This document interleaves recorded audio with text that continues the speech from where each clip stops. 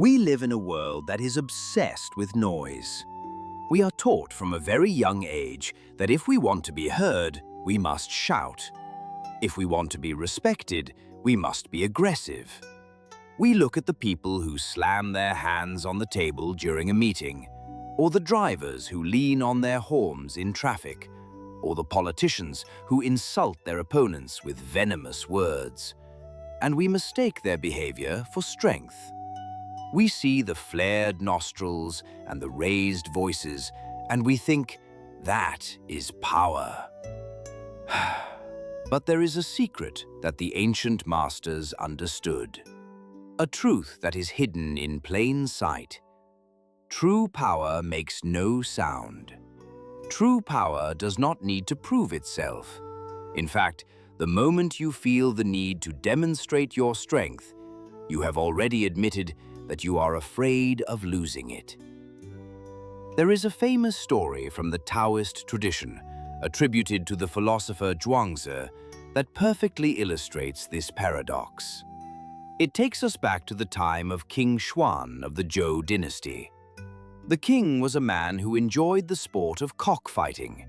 It was a brutal pastime, but for the king, it was more than a game. It was a display of dominance. He wanted the greatest fighting rooster in the land, a bird that could defeat any opponent simply by stepping into the ring. To achieve this, the king hired a legendary trainer named Xingzi. The king gave the trainer his finest bird, a magnificent creature with sharp talons, bright feathers, and a fierce look in its eye. The king was impatient. He wanted results immediately.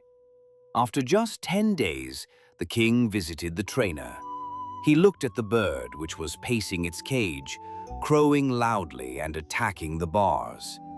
The king rubbed his hands together and asked, "Is he ready to fight? Look at him. He is full of fire." The trainer shook his head slowly. "No, my king," he said. "He is not ready. He is full of vanity. He relies on his own arrogance. He wants to fight too much. He is posturing, hoping to scare others with his noise. If he goes into the ring now, he will lose, because his aggression is actually a mask for his insecurity." The king was disappointed, but he waited. 10 days later, he returned. The bird had calmed down slightly, but the moment the king walked in, the rooster snapped its head toward the sound. When a shadow passed over the cage, the bird flared its feathers and hissed. The king asked, "How about now?" "He is alert. He notices everything." Again, the trainer shook his head. "No," he said. "He is still not ready. He is too reactive. He responds to every sound and every shadow. He is governed by the outside world. If an opponent makes a sudden move, this bird will panic and react blindly. His mind is not his own." Another 10 days passed. The king returned, growing frustrated. "Surely he is ready now," the king insisted. The bird stood firmly. It did not crow, and it did not jump at shadows. But when another bird passed by in the distance, the rooster glared at it with intense, burning hatred. Its chest puffed out, ready to dominate. "He is close," the trainer said, "but he is not there yet. His eyes still look angrily. He is holding on to his intensity. He is still wasting energy on the idea of the enemy. He still feels the need to prove he is the superior bird." Finally, after 40 days of training, the king returned. This time, the scene was different. The rooster stood in the center of the training ground. It was completely motionless. Its eyes were open, but they were soft and unblinking. It did not crow. It did not strut. It did not react to the wind or the noise of the stable. It looked, for all the world, like a rooster carved out of wood. The king was confused. "What have you done to him?" he asked. "He looks like a statue. He looks lifeless." The trainer smiled for the first time. "Now," he said, "he is ready. Look closely. He has no reaction. He has no anger. He has no desire to show off. He is complete within himself. If another bird cries out, he does not change. His virtue is whole." The story tells us that when they placed this wooden rooster in the ring, the other birds took one look at him and fled. They did not attack. They did not try to peck him. They sensed a terrifying, absolute stability in him that they could not comprehend. They saw a creature that could not be provoked and therefore could not be defeated. His victory was won without a single strike. We listen to this story and we usually think about martial arts or physical combat, but the wisdom of the wooden rooster applies to every single hour of your modern life. Think about the people you encounter who are stuck in the earlier stages of training. The first stage is the arrogant novice. This is the colleague who talks over everyone in the meeting, desperate to show how smart they are.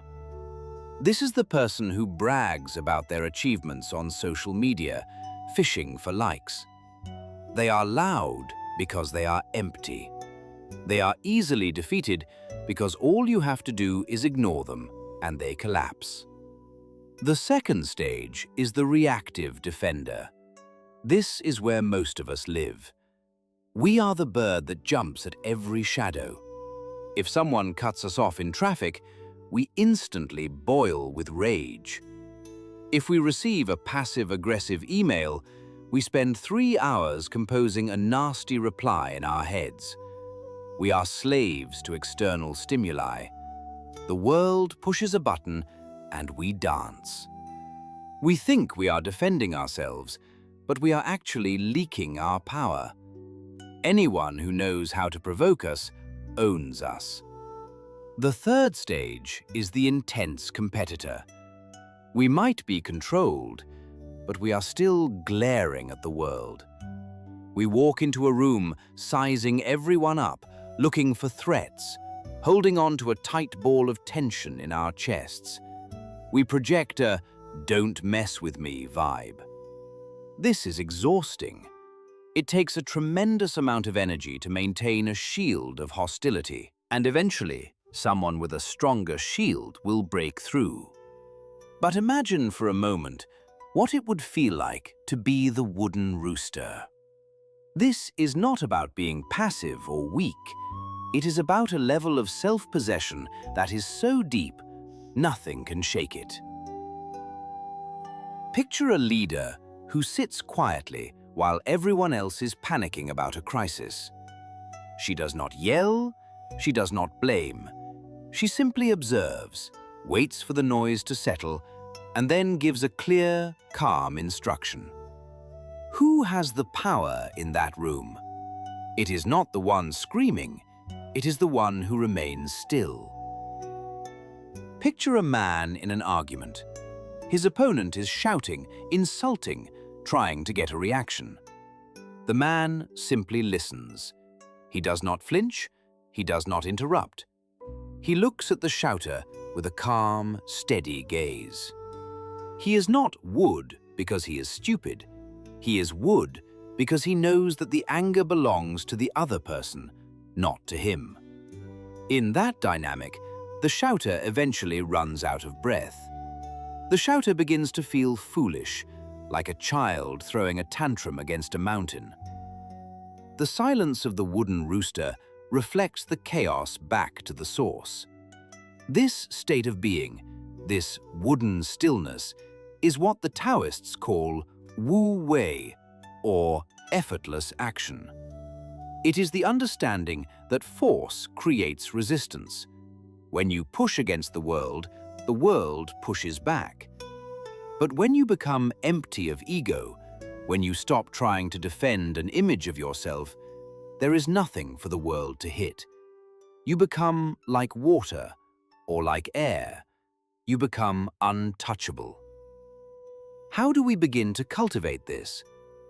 We are not fighting birds, and we do not have a master trainer to watch over us for 40 days. But we have the laboratory of our daily lives. The practice begins with noticing your own reactivity. Tomorrow, pay attention to the moment your internal temperature rises. It might be a rude comment from a stranger. It might be a technical glitch on your computer.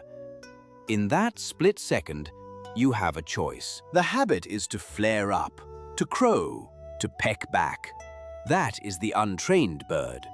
Instead, try to freeze, not in fear, but in observation.